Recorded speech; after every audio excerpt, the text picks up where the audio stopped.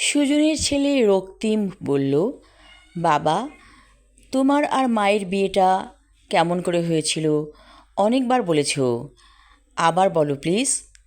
সুজন বলল, সেই রাতে চিনুকে আমি বিয়ে করেছিলাম, অর্থাৎ যখন তাকে আমার বাসায় নিয়ে এসেছিলাম তখন রাতের বেলা। চিনু বলল, আপনার বাসায় কেউ নেই, আমি একাকী করে থাকব। সুজন বলেছিল, তাহলে হুজুর ডেকে আনি। হুজুর ডেকে আনার পর কয়েকজন বন্ধুবান্ধব ডেকেছিল সুজন।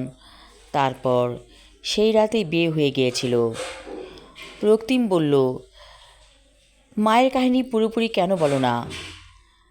আমি কোথায় ছিলাম? আমি কি তোমার সন্তান নাকি অন্য কারো?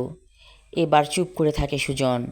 বলল, রক্তিম, এত কথা জানতে নেই, সব কিছু জানলে জীবনটা পানসি হয়ে যাবে।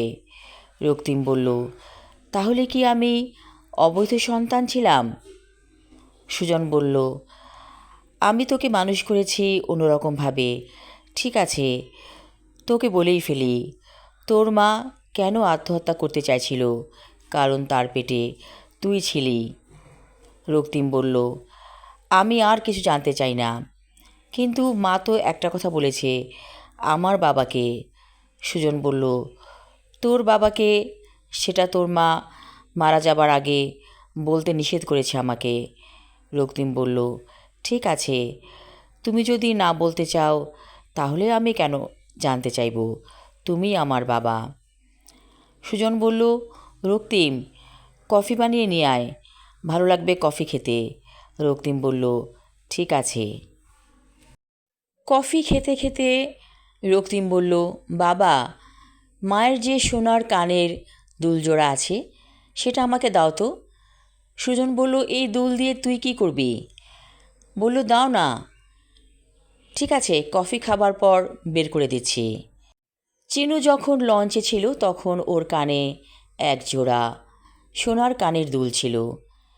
সেই দুলটা আজও আছে সুজনের কাছে, খুবই যত্ন করে রেখে দিয়েছে একটা গয়নার বাক্সে।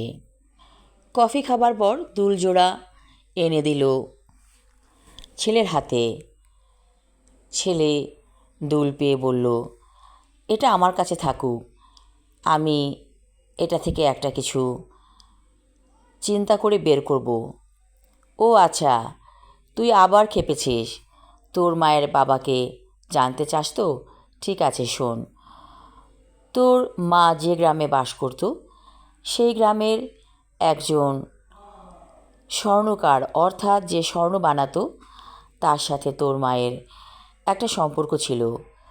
তারপর তুই এলি পেটে, কিন্তু সেই স্বর্ণকার তোর মাকে বিয়ে করতে চায়নি, যার কারণে চিনু লঞ্চে উঠেছিল, সেখান থেকে নদীতে ঝাঁপিয়ে পড়ে আত্মহত্যা করার উদ্দেশ্যে।